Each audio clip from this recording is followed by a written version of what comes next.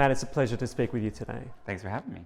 Can you please describe your vision for Five for the Future? The idea with Five for the Future is basically that WordPress has had the success it's had so far because of community participation. It's not one person or one company driving it. And so I've given a lot of thought over the years to what would allow WordPress as it grows to continue to thrive. Because a lot of times when open source projects grow, they kind of collapse under their own weight, or people take from it and don't put anything in, which obviously is not sustainable. And we saw throughout nature even, sometimes there's a ratio of like a 20-to-1 of receiving and giving.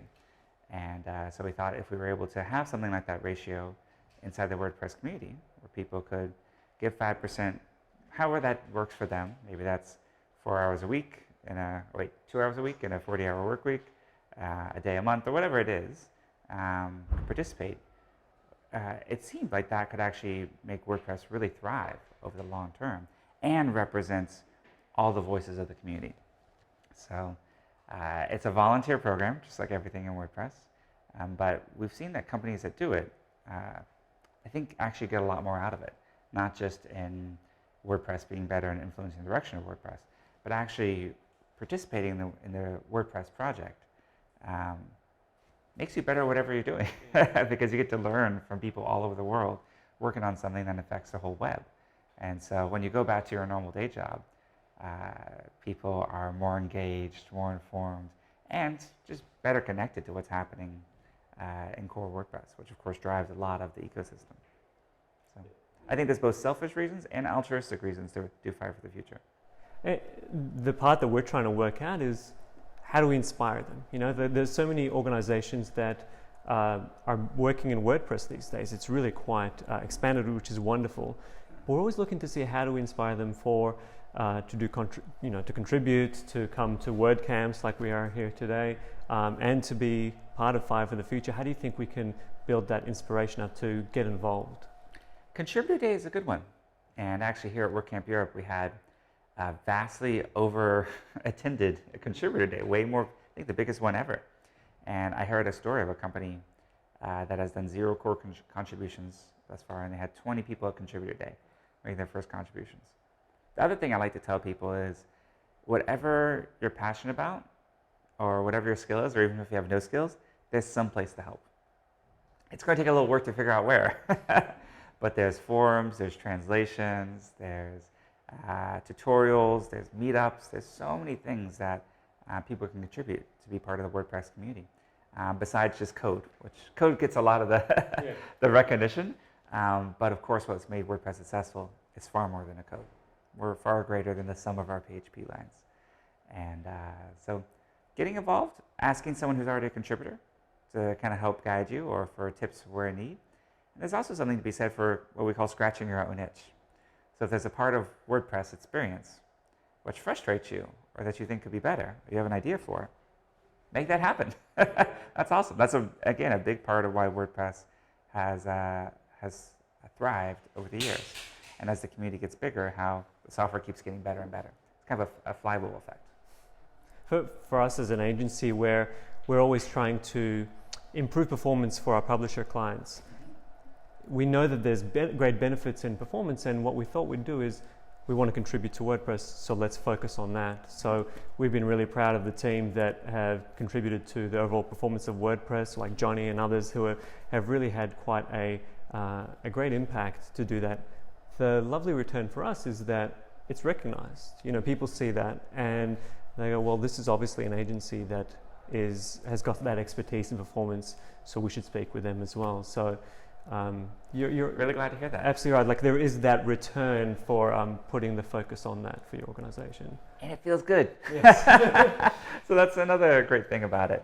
I was very lucky in Houston. I grew up where my mom set a lot of examples and put me in programs where we were volunteering, whether that was Boy Scouts or church or making packs for folks who were unsheltered or whatever it was. And so that's part of why I got involved with open source.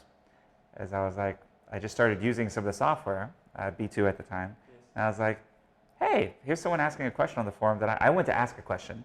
I saw another thread that I knew the answer to, even though I was a very beginner user. I was like, well, let me just answer this while I'm here. And that kind of snowballed, obviously. So now we're here with like thousands of people at WordCamp Europe. But it started with a very, very small contribution. It is almost the secret to happiness. I think the X of our company is about gratitude. It's about recognizing that we have something to thank for, and you're right. It is a little addictive sometimes. Like when you start to give and you want to figure out other ways to give, and this is a wonderful way to be a part of that. I feel that we're most connected as humans when we contribute to something larger than ourselves. And even just personally, I found if I'm ever in a funk, you would think that doing something for yourself would make you feel better.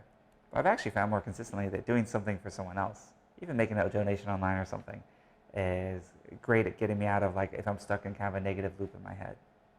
Yeah, it gives you perspective. On another note, we work with a lot of enterprise organizations, and I'm very interested in your view on this. We always wanting to impress upon them about the benefit of going to WordPress, about seeing that WordPress is not, some people, it's not blogging, it is used, but so much more. Yeah. How would you recommend that we speak to them about building trust in WordPress? It's a good question. Honestly, I get these questions a lot less than we used to when WordPress was early. I mean, we just turned 19 years old with a 6.0 release. We're running, more than 40% of the websites in the world, including some really high-profile ones and high-target ones, like the whitehouse.gov, the site of the White House in the United States. Countless media. I mean, y'all have created some really amazing examples of WordPress. So I just find showing examples really compelling. It's almost like a testimonial. If you have a case study or a testimonial, that's great too. But just, sending 20 URLs of sites that are beautiful, fast, performant, and obviously have chosen WordPress sometimes for many, many years now, or decades. That's, it's better to show than tell. Yeah. There's something that I speak about in the company about the barbecue brands, and it's a term I coined in that if you're at a barbecue with friends and you say, we work with News Corp, we work with Rolling Stone, we work with Google, they recognize that. So that trust, like you say, letting them see that their peers are using WordPress, their peers trust it, will give them confidence to use it as well. I like that. Matt, thank you so much for your time. It's been a real pleasure. It's such an honor for us now in season 3 to close it off with you on the XWP Tonight Show. Thank you, and keep up the great work. Thank you. See you.